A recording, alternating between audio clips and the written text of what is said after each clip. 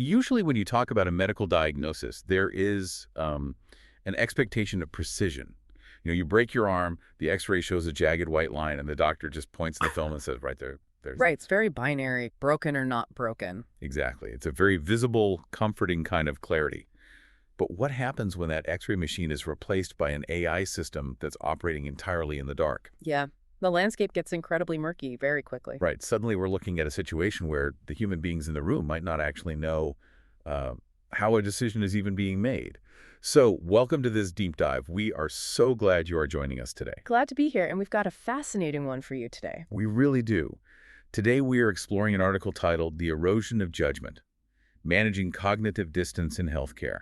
And our mission for you on this deep dive is to understand a hidden, growing danger in modern medicine. And just to be clear, this has absolutely nothing to do with viruses or bad protocols. No, not at all. It's about how AI is quietly, fundamentally changing the architecture of human decision-making. It really is a massive architectural shift. It is. And before we jump in, a quick note for you listening. This article heavily critiques modern hospital administration, throughput metrics, and institutional incentives. Yeah, they really don't hold back on the administrative side. They don't. But we aren't taking sides or endorsing those specific critiques today.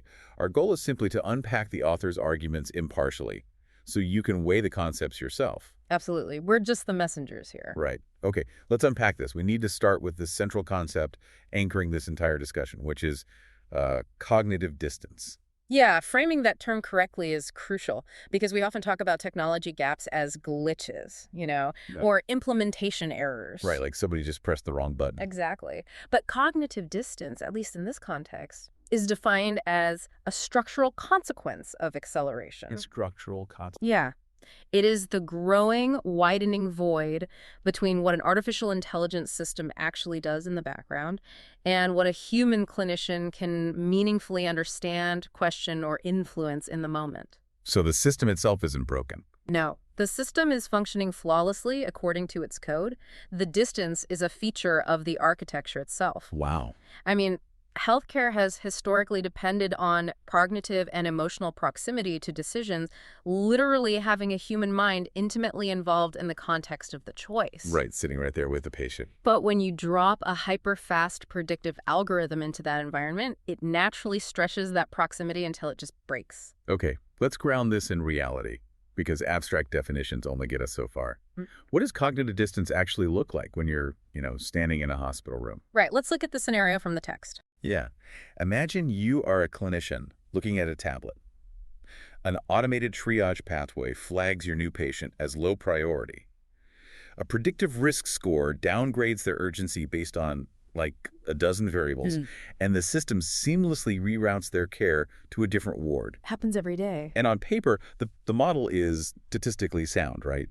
Yeah. The historical data backs it up completely. The math checks out. But as the clinician, you realize you have no mental model of why this specific patient, see right in front of you, was classified this way. You didn't do the math. Right. You didn't weigh the variables. You only know that the machine arrived at this classification. And that is the exact pivot point where the nature of the job fundamentally alters. How so? At that precise second, the clinician is no longer exercising judgment. They are merely supervising an outcome. Supervising an outcome. That's wow. Because exercising judgment requires active sense-making.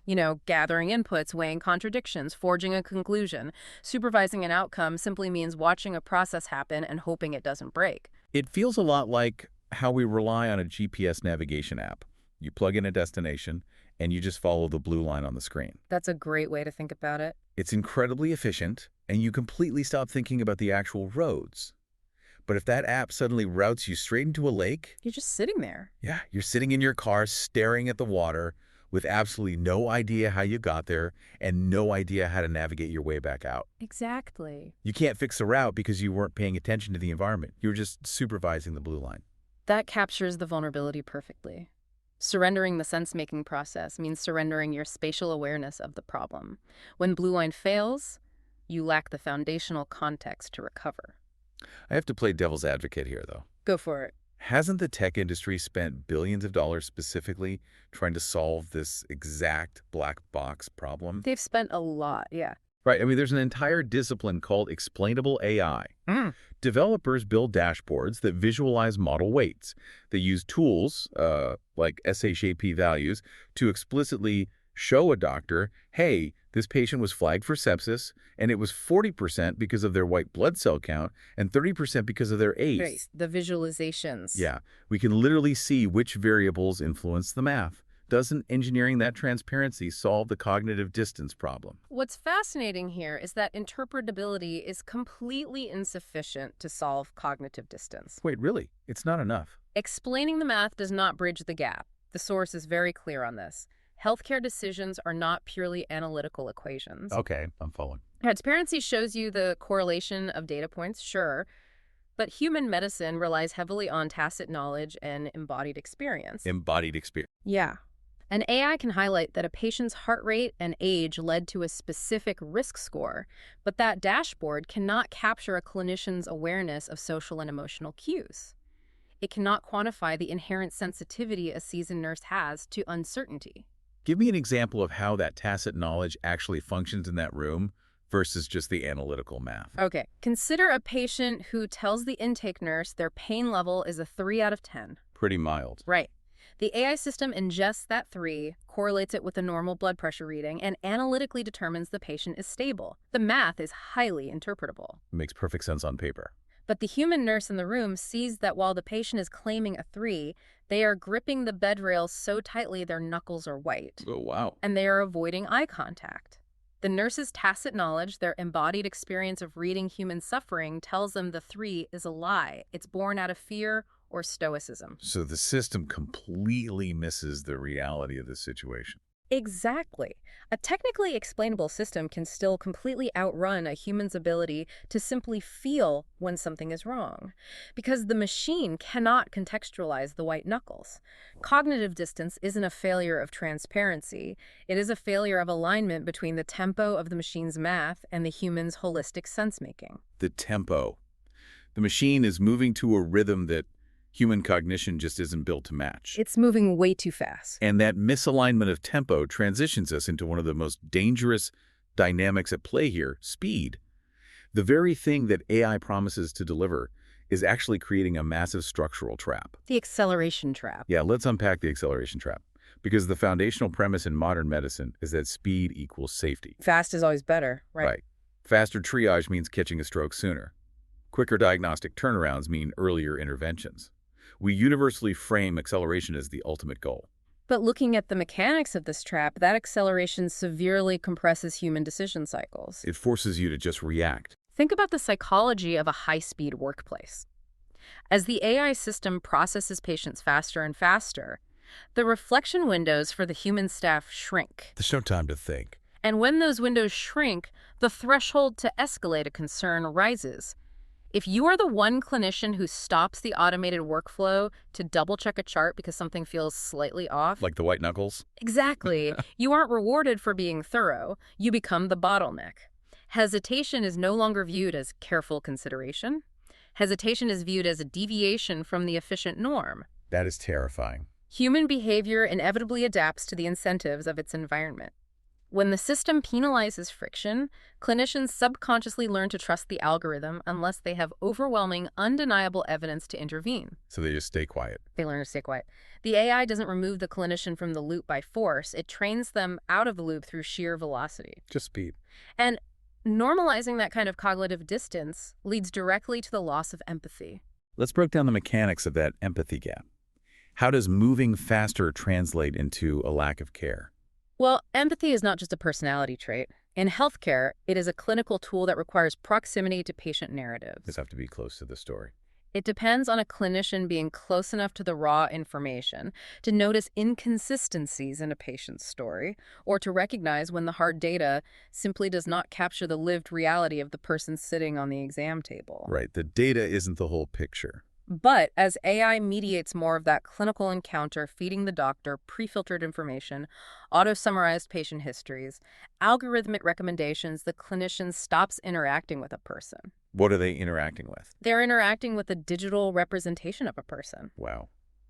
There is a stark, almost brutal phrasing used in the text to describe this mediation that we absolutely have to highlight for you listening. Because of this technological buffer, the source says patients become profiles, conditions become scores, and care becomes orchestration. Care becomes orchestration. It is the complete operationalizing of the human experience. You are no longer treating a complex individual. No, you are managing a sequence of data outputs. Here's where it gets really interesting. The underlying risk isn't that doctors and nurses suddenly suffer some moral failing and decide to stop caring about sick people. No, they still care deeply. It's that the system's architecture makes the physical act of caring harder to operationalize. A system that accelerates beyond the limits of human empathy doesn't feel cruel to the people running it. It feels efficient. The illusion of the acceleration trap is that efficiency successfully masks the emotional cost. But if we connect this to the bigger picture, this goes far beyond emotional burnout or a lack of bedside manner. It becomes a literal safety issue. Cognitive distance actively erodes operational safety long before any obvious catastrophic harm occurs. Because hyper-efficiency can actually be physically dangerous. Highly dangerous. In a functional system, the human is supposed to act as the circuit breaker. The circuit breaker. Yeah, when the flow of care heads in a dangerous direction, the human's judgment trips the switch and stops the current. They cut the power to the bad decision. But when clinicians are so cognitively distanced that they cannot trace how a decision emerged, they lose the confidence to pull that switch. They cannot articulate a firm, evidence-based reason why an alternative treatment is better, so they just defer to the machine. I want to replace the standard losing a cognitive muscle metaphor here, because I think it oversimplifies how judgment actually decays in this scenario. Okay, what's a better way to look at it? Instead of thinking about muscles, think about peripheral vision. When you rely heavily on an AI, it's like you are being forced to look intently through a tiny keyhole at specific isolated data points. You know, the risk score, the blood panel, the triage pathway. Right, your hyperfocus. You get incredibly good at supervising those specific pixels. But because you are staring through a keyhole, you completely lose the peripheral vision of the entire room. You don't see the patient's white knuckles. Exactly. You stop seeing the broader context.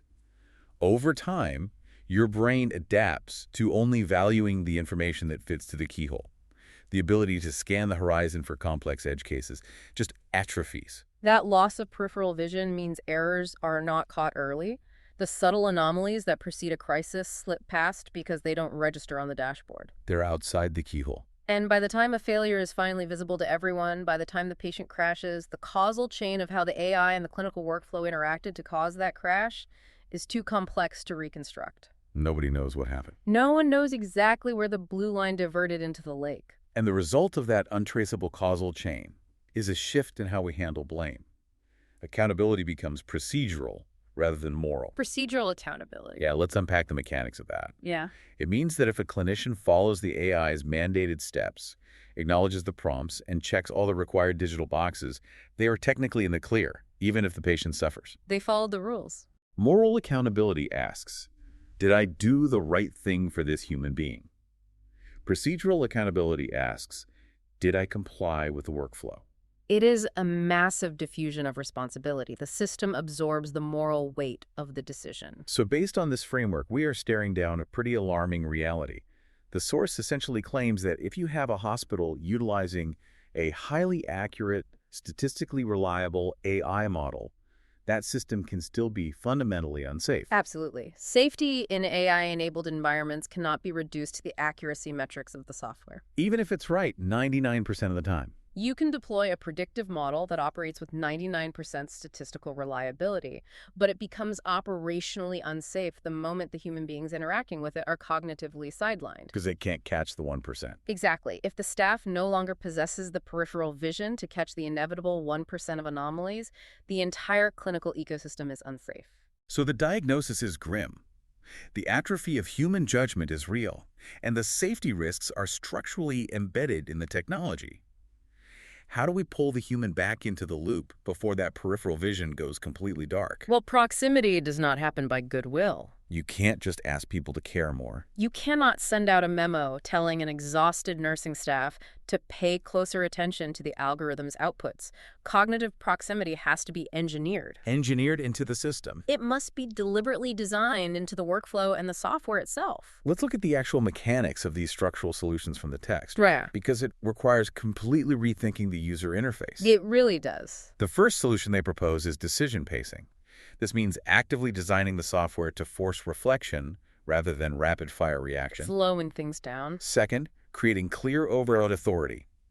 A clinician must be able to reject an AI's recommendation without having to navigate a bureaucratic nightmare or fear punitive action from administration. They need to feel safe hitting the circuit breaker. Third, the interfaces must be context-rich. They need to support narrative reasoning, displaying the patient's holistic history, not just flashing a color-coded numerical risk score. Showing the whole room, not just the keyhole. Exactly. And finally, the concept that completely breaks the rules of Silicon Valley, designing deliberate friction into the process. Deliberate friction is the exact opposite of what software developers are trained to do. Right. In consumer tech, friction is the enemy. You want one-click purchasing. You want seamless scrolling. Zero barriers. But in high-stakes environments, friction is the mechanism that forces cognitive engagement. How does deliberate friction work mechanically in a clinical UI? Imagine a physician is prescribing a medication, and the AI suggests a standard, highly efficient dosage. Instead of having a green approve button that the doctor can mindlessly click, the interface introduces friction. It stops them. Right. It might require the doctor to manually type out a one-sentence justification for why they agree with the dosage. Or it might present a pause screen that forces them to review a specific contradiction in the patient's chart before proceeding. Oh, so they literally can't just click through. That friction interrupts the automaticity of the task. It forces the human to briefly step away from the keyhole, scan the room, and actively recommit to the decision. Notice that none of these solutions, decision pacing, clear overrides, deliberate friction, are simply aesthetic tweaks to a dashboard. No, they're governance choices. Implementing them requires treating a clinician's emotional intelligence and critical thinking not as a soft skill, but as vital physical system infrastructure. It's infrastructure. Yeah. Leaders in these high-velocity environments have to actually notice when their staff is suffering from cognitive overload. They have to care. They have to legitimize the act of slowing down. They must actively protect a clinician's right to dissent against the machine under pressure. When a hospital administrator protects that dissent, they are not just indulging a cautious doctor. They are actively preserving the integrity of their entire safety apparatus. A clinician who remains emotionally engaged and cognitively close to the problem is the only reliable defense against an algorithmic blind spot. Distance dulls responsibility. Engagement sustains it. So what does this all mean? I have to push back hard on the reality of implementing this. I know where you're going with this. Slowing down, engineering deliberate friction, protecting dissent, this sounds incredibly noble. But it goes against literally every institutional incentive driving modern healthcare. Every single one. Hospitals operate on razor-thin margins. They're driven by throughput, standardization, and scalability. Staying cognitively close to every single decision is expensive. It takes time. It fiercely resists automation. Deliberate friction ruins the efficiency metrics that executives are hired to optimize. How can the source possibly reconcile those two completely opposing forces? You reconcile them by acknowledging a fundamental truth about the nature of the work itself. Healthcare has never been purely an optimization problem. It is a moral practice operating under constraint. A moral practice operating under constraint. If leadership treats medicine purely as a logistical optimization problem, moving biological units through a sequence of automated pathways as fast as possible, they will widen the cognitive distance unchecked. And the charts will look great. The efficiency metrics will look incredible right up until the system suffers a catastrophic, untraceable failure. And if that distance widens unchecked, we witness a total shift in professional identity. The clinician fully transitions from a judgment holder to a system monitor. It's a profound loss. For you listening right now, whether you work in healthcare, corporate finance, aviation, or if you just use generative AI to draft your emails and manage your daily life, this source is a massive warning about what happens when you outsource your sense-making. It applies everywhere. It is incredibly seductive to just supervise outcomes, but to just follow the blue line on the GPS. It frees up your mental bandwidth. But you have to recognize the hidden cost. Yeah. You are slowly losing your peripheral vision You're trading your judgment for convenience. until you realize you've lost the ability to navigate entirely. This raises an important and totally different question to leave you with. What's that? We have spent this time analyzing how to save human judgment through deliberate friction and protecting the clinician's right to slow down. But let's flip the perspective. Okay. Building on what the source says about diffused responsibility, what happens when the pressure to accelerate doesn't come from the hospital executives or the software developers, but from the patients themselves? Oh, wow. That is a fascinating angle. If a patient knows that an AI can triage their symptoms, cross-reference their blood work, and issue a prescription in 3 minutes, are they going to be willing to sit in a waiting room for 2 hours just so a human doctor can exercise their moral practice and apply tacit knowledge? People hate waiting. Right. If deliberate friction is the only way to save human judgment, what do we do when society demands frictionless, automated care because they simply refuse to wait for a human to think? And when that inevitable edge case failure happens, who goes on trial? Right. Who's responsible? The software developer who wrote the algorithm? The hospital executive who bought it for efficiency? Or the clinician who simply forgot how to second-guess it? That completely flips the script on who is actually driving the acceleration trap. Yeah, It is a brilliant thought to sit with. Thank you for joining us on this deep dive today. it's been great. Whatever field you operate in, make sure you take a step back from the keyhole and check your peripheral vision. Keep your circuit breakers engaged, and don't let the convenience of the blue line drive you into the lake. Keep asking the hard questions.